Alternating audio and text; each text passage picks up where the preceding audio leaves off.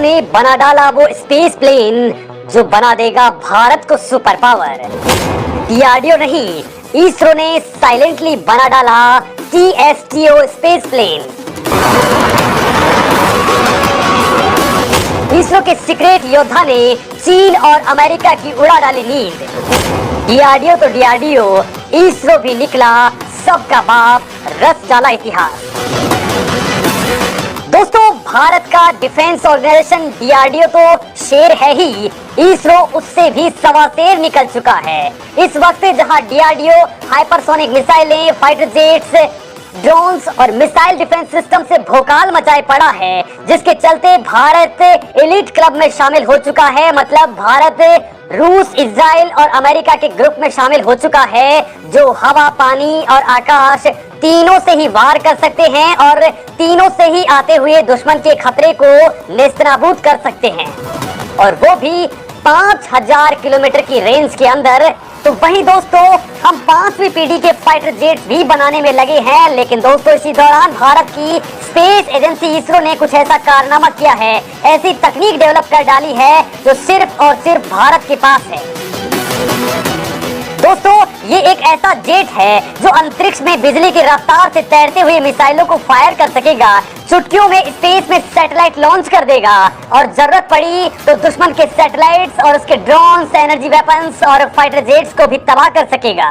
ये ऐसी मिसाइलें फायर कर सकता है जिनकी रफ्तार आवाज से 10 गुना ज्यादा हो। जो दुनिया में सबसे फास्टेस्ट मिसाइलें हैं, वो भी ये अंतरिक्ष से धरती पर दाग सकेगा। ये कोई साधारण प्लेन या फिर फाइटर जेट नहीं है, बल्कि ये है भारत का स्पेस प्लेन, जो हमारी धरती के वायुमंडल तक ही नहीं बल्कि अंतरिक्ष तक भी जाएगा। बड़ी बात तो ये है कि फाइटर जेट्स की तरह 50 या 60 हजार फीट की ऊंचाई पर नहीं, बल्कि अंतरिक्ष में सैकड़ों किलोमीटर की ऊंचाई तक जा सकेगा, स्पेस में सफर कर सकेगा और स्पेस में ही सैटेलाइट को लॉन्च कर डालेगा। स्पेस से धरती पर यानी भारत के दुश्मनों पर ये हाइपरसोनिक मिसाइल भी फायर कर सकेगा। तो दोस्तों, आप भी जानना चाहेंगे कि आखिर भारत ने ऐसा क्या कुछ कर डाला है। तो दोस्तों, मैं आपको बता दूं कि ये है इसरो का बेहद खास project TSTO space plane. TSTO यानी two stage to orbit space plane. आप इसे जासूसी या हमला भी करवा सकते हैं या दुश्मन के सैटेलाइट उड़ा सकते हैं।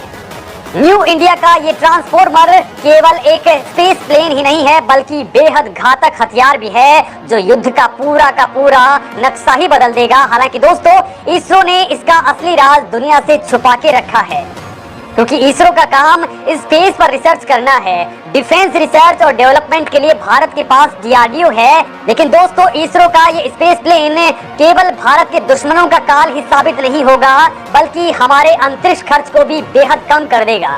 दोस्तों, ये एक ऐसा पावरफुल और एडवांस प्लेन है जो न केवल अर्थ एटमॉस्फेयर में गोते लगाएगा, बल्कि ये स्पेस में कई दिन रह करके फिर से अर्थ एटमॉस्फेयर में री एंट्री मार लेगा।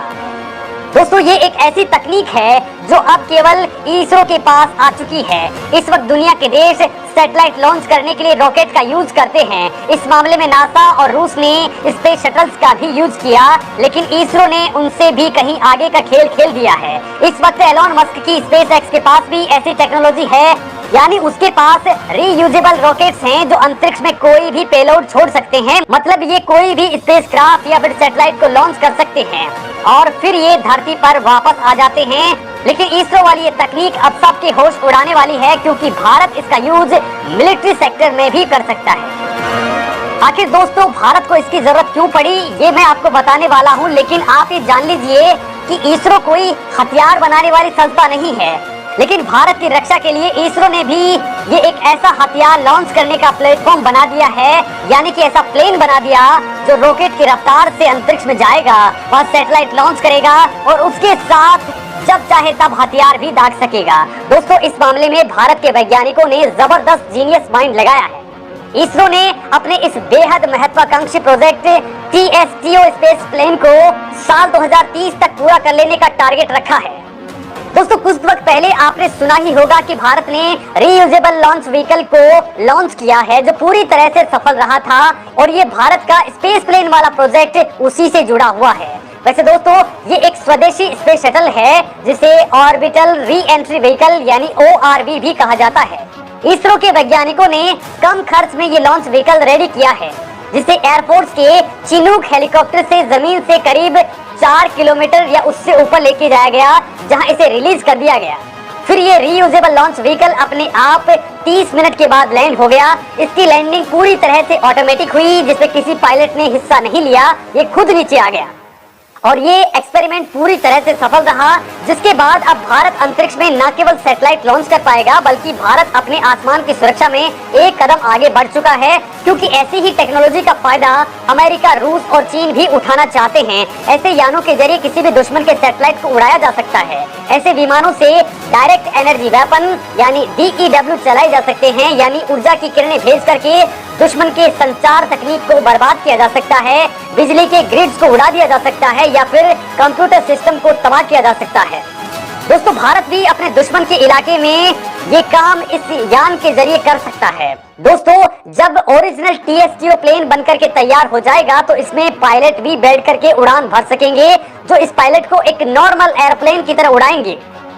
ये TSTO plane 2 stage to orbit mission को अंजाम देगा। इसमें रॉकेट के साथ ही टर्बोजेट से लेकर के स्क्रैमजेट इंजन तक कई इंजन लगे होंगे। दोस्तों ये प्लेन जब जमीन से 15 किलोमीटर की हाइट पर पहुंचेगा तब ये टर्बोफेन इंजन का फ्यूल बंद कर देगा। 15 किलोमीटर के बाद इसका रैमजेट इंजन एक्टिवेट हो जाएगा, जो इसे 15 से 25 किलोमीटर तक की हाइट पर लेकर जाएगा।